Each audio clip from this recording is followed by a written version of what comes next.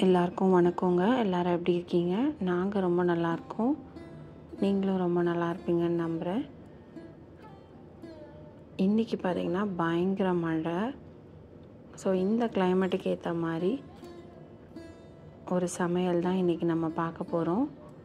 ஆமாங்க, ஒரு குட்டி பிரியாணி வீடியோ தான் நம்ம பார்க்க போகிறோம். Oh my god. இன்றைக்கி பார்த்திங்கன்னா ஹாட் பாட்டில் தான் வந்து நம்ம பிரியாணி செய்கிறோம். ஸோ எப்பவும் போல் பிரியாணி மசாலா, பிரியாணி இலை, பட்டை, லவங்கம், கிராம்பு, அன்னாசி பூ இதெல்லாமே வந்து எண்ணெய் பாயில் ஆனோன்னா அதில் போட்டுக்கலாம். போட்டு இதெல்லாமே நல்லா ஃப்ரை பண்ணிக்கலாம். இன்றைக்கி வந்து பார்த்திங்கன்னா கிளைமேட் பயங்கர சில்லுன்னு இருக்குது. ஸோ எது சாப்பிட்டாலுமே கொஞ்சம் சூடாக சாப்பிட்டா தான் வந்து நல்லாயிருக்கும். ஸோ அதுக்காக தான் இன்றைக்கி வந்து ஜஸ்ட் பிரியாணி மட்டும் செய்யலாம் அப்படின்னு பிளான் பண்ணியிருக்கோம். இப்போ வந்து பார்த்திங்கன்னா மசாலா ஐட்டம்ஸ்லாம் நல்லா ஃப்ரை ஆகிடுச்சு. நெக்ஸ்ட்டு ஆனியன்ஸ் ஆட் பண்ணிக்கலாம். நான் வந்து 2 மீடியம் சைஸ் ஆனியன் ஆட் பண்ணியிருக்கேன்.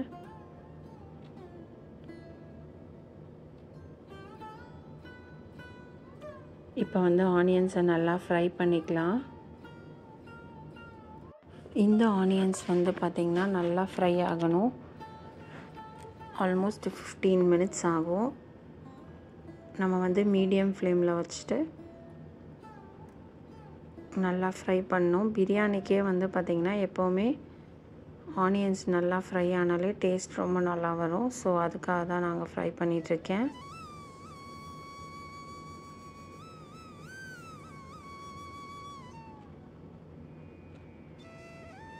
இந்த பிரியாணியில் வந்து என்ன ஸ்பெஷல் பார்த்திங்கன்னா, நாங்கள் ஒரு அரிசி ஒன்று வாங்கிட்டு வந்திருக்கோம். அது என்னென்னா USA பிராண்ட் அரிசி தான். அதில் வந்து லாங் கிரெயின் ரைஸ்ன்னு எழுதியிருந்தது. ஸோ அதை நம்பி தான் நாங்கள் வாங்கிட்டு வந்திருக்கோம். இது வரைக்கும் நாங்கள் அந்த பிராண்ட் யூஸ் பண்ணதில்லை. ஸோ அது வந்து நம்ம ஊர் பிரியாணி ரைஸ் மாதிரி லாங்காக இருக்குமா இல்லைனா வந்து மெக்சிகன் ரைஸ் மாதிரி இருக்குமா அப்படின்றது இந்த பிரியாணியில் தான் நம்ம செஞ்சு பார்க்க போகிறோம். இப்போ வந்து பார்த்திங்கன்னா ஆனியன்ஸ் நல்லா ஃப்ரை ஆகிடுச்சு. இது கூட வந்து இஞ்சி பூண்டு நல்லா இடித்து சேர்த்துருக்கோம். இது கூட 2 பச்சை மிளகாய் சேர்த்துருக்கோம். மிக்சியில் அரைக்காமல் லைட்டாக இடித்து மட்டும் சேர்த்துருக்கோம். ஸோ தட் டேஸ்ட் ரொம்ப நல்லாயிருக்கும் அப்படிங்கிறதுனால.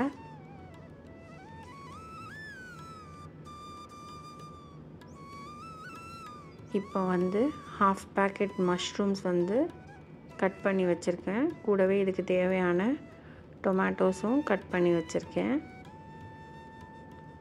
இதுக்கு வந்து 3 மீடியம் சைஸ் தக்காளி எடுத்திருக்கோம். இப்போ பார்த்திங்கன்னா இஞ்சி பூண்டு பேஸ்ட்டு பச்சை வாசனை போகிற வரைக்கும் நல்லா ஃப்ரை பண்ணிக்கலாம். இவங்க 2 பேர் பார்த்திங்கன்னா சைலண்டாக விளையாடிட்டுருக்காங்க.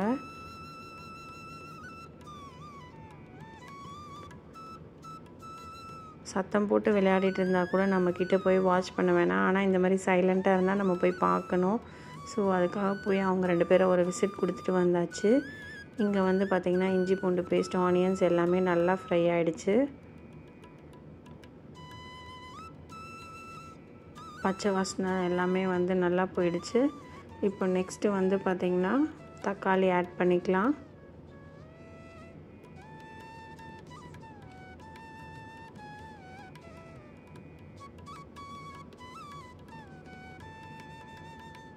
இதையும் நல்லா மிக்ஸ் பண்ணிக்கலாம்.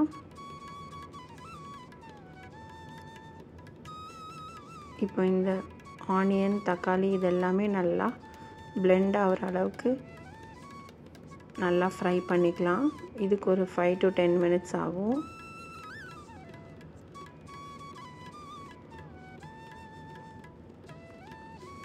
இது கூடவே 1/2 டீஸ்பூன் மஞ்சள் தூள் சேர்த்துக்கலாம். இதை க்ளோஸ் பண்ணி நல்லா வேக வச்சா கொஞ்சம் ஸ்மாஷ் ஆகிற அந்த கன்சிஸ்டன்சி வரும். ஸோ அதுக்காக க்ளோஸ் பண்ணி வேக வச்சாச்சு. இப்போ பார்த்திங்கன்னா இதுக்கு ஒரு கைப்பிடி புதினா சேர்த்துருக்கோம்.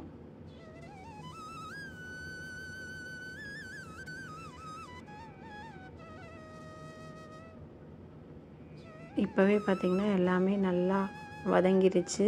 ஸோ இந்த ஸ்டேஜில் வந்து மஷ்ரூம்ஸ் ஆட் பண்ணிக்கலாம். நான் இன்றைக்கி வந்து பார்த்திங்கன்னா கிட்டத்தட்ட 1/2 kg மஷ்ரூம் எடுத்திருப்பேன்.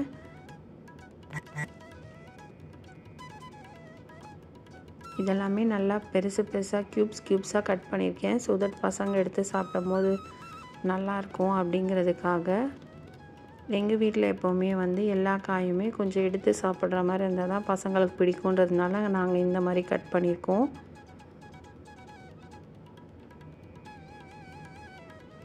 ஸோ இப்போ பிரியாணிக்கு தேவையான 2 டீஸ்பூன் மிளகாய் தூள் மட்டும் ஆட் பண்ணியிருக்கோம்.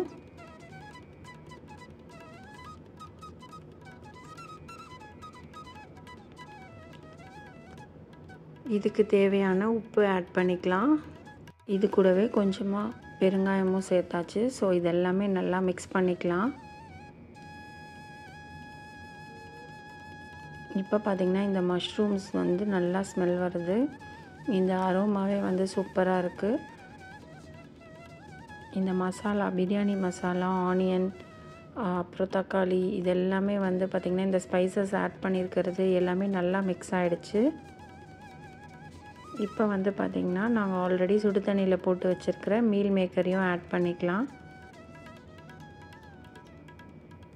ஸோ தட் மஷ்ரூம்ஸோட மீல் மேக்கர் போட்டு நம்ம பிரியாணி பண்ணால் ரொம்பவே டேஸ்ட்டாக இருக்கும். ஸோ அதுக்காக தான் மீல் மேக்கர் எடுத்திருக்கோம். இது ஆல்ரெடி வந்து சுடு தண்ணியில் லைட்டாக உப்பு போட்டு நல்லா வேக வச்சாச்சு.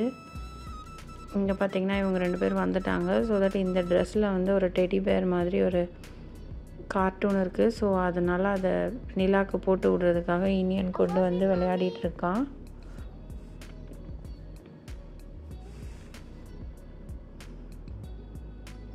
ஸோ இவங்களுக்கும் வந்து பார்த்திங்கன்னா இப்போ லன்ச் பிரேக் வந்தாச்சு. ஸோ ரெடி ஆகிடுச்சா அப்படின்னு பார்க்குறதுக்காக வந்திருக்காங்க.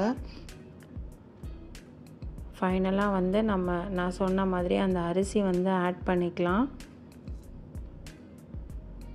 இந்த அரிசி பார்த்திங்கன்னா பார்த்தாலே தெரியும். ஓப்பன் பண்ண அப்புறமா பார்த்திங்கன்னா நம்ம ஊர் டிஃபனுக்கு போடுற அரிசி மாதிரி இருந்துச்சு. ஸோ இப்போ தான் வந்து உண்மையிலே வந்து ஒரு பயம் வந்துச்சு. ஏன்னா வந்து கரெக்டாக வரலன்னா கண்டிப்பாக நான் தான் இந்த அரிசியை வாங்க சொன்னேன். ஸோ பயங்கரமாக திட்டு வாங்குவேன். ஸோ தட் இப்போ அந்த அரிசி போட்டுட்டு உப்புலாம் கரெக்டாக இருக்கா அப்படின்னு சொல்லி செக் பண்ணிவிட்டு க்ளோஸ் பண்ணிடலாம். எப்போவுமே ரைஸ் வந்து 20 minutes வைப்போம். ஸோ அதே மாதிரி தான் வச்சுருந்தோம். இவங்க 2 பேருக்கும் பார்த்திங்கன்னா பசிக்க ஆரம்பிச்சிச்சு. ஸோ அவங்களும் வந்துட்டாங்க. இப்போ க்ளோஸ் பண்ணிடலாம்.